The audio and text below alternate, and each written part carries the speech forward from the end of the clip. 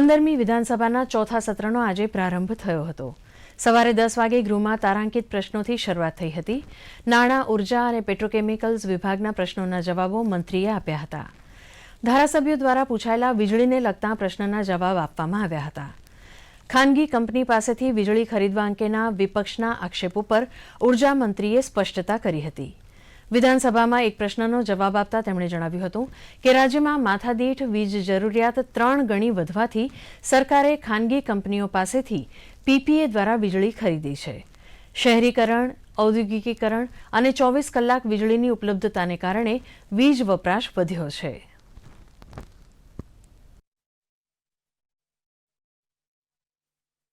રાજ્યની મહત્તમ વીજળીની જે રિક્વાયરમેન્ટ હતી 2002માં એ 7,743 મેગાવોટ અને એટલે કે 2023ના સપ્ટેમ્બરમાં વધીને 24,544 થઈ।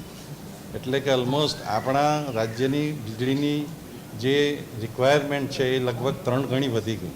માથાદીઠ વપરાશ આપણા લોકોનો 2003માં 953 યુનિટ પર યર હતો, પર વ્યક્તિ પર યર 953 યુનિટ હતો અને 2013માં એ વધીને 1800 યુનિટ થયો। 2023માં 2402 યુનિટ થયો।